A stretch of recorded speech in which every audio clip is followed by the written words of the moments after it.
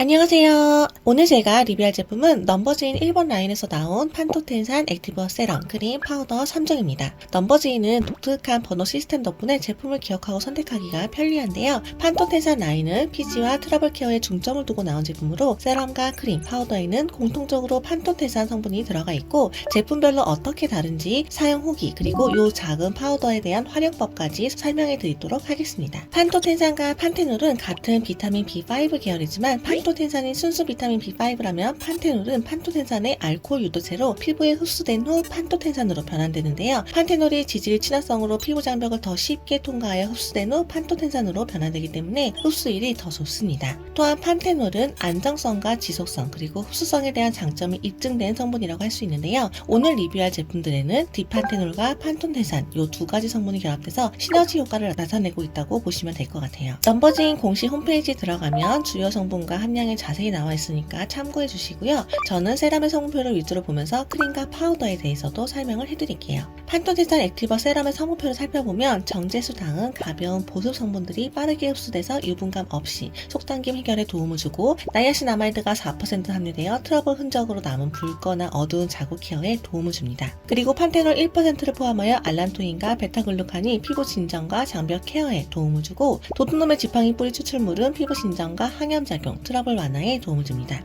이번 라인의 핵심 성분인 판토텐산은 유분 조절과 피부 장벽 강화, 항염, 피부 재생 촉진에 효과가 있는 것으로 알려져 있는데요. 다만 판토텐산이 수용성 성분이라 피부의 지질 장벽을 통과하기가 어려운 점을 보완하고자 갈반 입중 기술로 250분의 1 크기로 나누어 담아 피부 속까지 효과적으로 전달하고자 했습니다.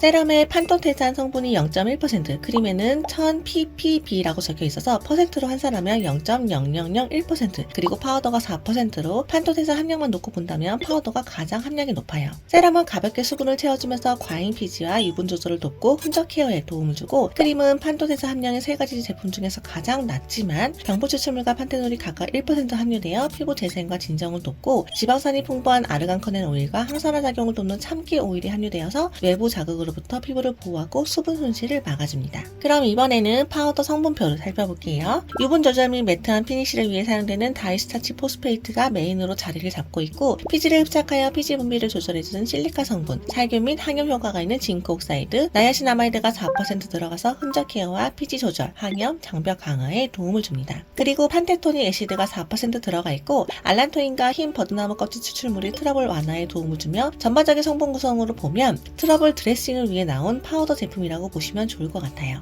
그럼 세럼부터 제품을 한번 살펴볼게요. 50ml 펌핑형 용기에 가볍게 톡 떨어지는 에센스 제형에 흡수력이 좀 빠른 편이고 끈적임이 남지 않고 싹 흡수돼서 가벼운 마무리감을 제공합니다. 크림은 더블 기획으로 자타입과 튜브 타입 두 가지가 함께 오는데요. 아무래도 사용의 편리성과 위생면에서 튜브 타입에만 계속 손이 가더라고요. 약간 수딩젤 제형의 가벼운 크림 타입으로 예전에 사용했던 닥터지 크림과 사용감이 매우 유사하면서도 마무리감이 보습감은 더 있고 유분 조절이 되는 느낌이 플러스가 돼서 사용감 자체는 좋았는데요. 양을 조금만 많이 바르게 되면 또 반대로 묵직하고 흡수가 더딘 느낌이 무겁게 느껴지기도 해서 피부 타입에 따라서 아주 얇게 펴발라야 할 수도 있을 것 같아요. 세안하고 스킨 다음 요 세럼과 크림 중간에 기능성 제품 하나를 추가해서 발랐을 때 수부지 민감 피부가 느끼기에는 10월까지는 딱 좋았고 유분 조절도 어느 정도는 조금 되는 것 같아서 만족스러웠는데 11월이 들어서면서부터는 보습력이 좀 2% 정도 부족하다는 느낌이 살짝 있었어요. 게다가 파우더를 섞어서 사용하게 되면 좀 건조하다라는 느낌이 더 들었습니다. 그럼 이 파우더의 활용법을 간단하게 설명을 드리면서 저의 개인적인 후기를 덧대어 설명을 해드릴게요.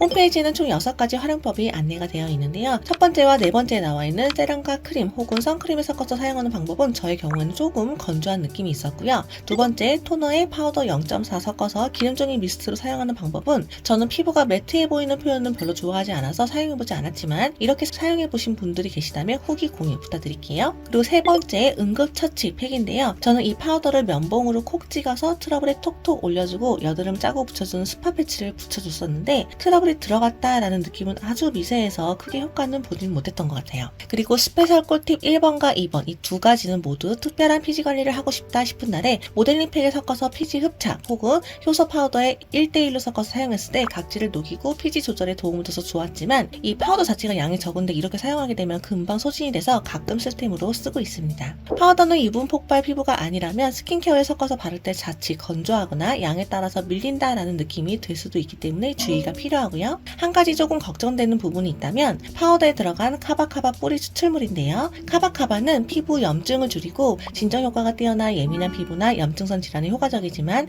2000년대 초반 간 독성 사례로 인해서 여러 나라에서 판매가 제한되기도 한 성분으로 카바카바 뿌리 추출물은 정제 과정과 외형 사용 덕분에 원형 카바카바보다는 상대적으로 안전하다라고 볼 수는 있지만 높은 농도나 장기간 사용 시에는 여전히 주의가 필요한 성분이라서 과도하게 사용하는 것만 주의하시면 좋을 것 같아요. 마지막으로 넘버즈인 1번 판톤텐산 액티버 수딩 세럼 크림 파우더의 경우에는 건조한 트러블성 피부보다는 유분량이 많은 지성 피부, 트러블성 피부에 추천드리고 세럼과 크림은 추천하지만 파우더는 내 피부에 잘 맞는 활용법을 찾는다면 추천, 활용법이 애매하다면 비추천, 장기 사용은 비추천으로 가겠습니다. 오늘 영상도 즐거우셨나요? 영상이 유익하고 도움이 되었다면 구독과 좋아요 꼭 눌러주세요. 감사합니다.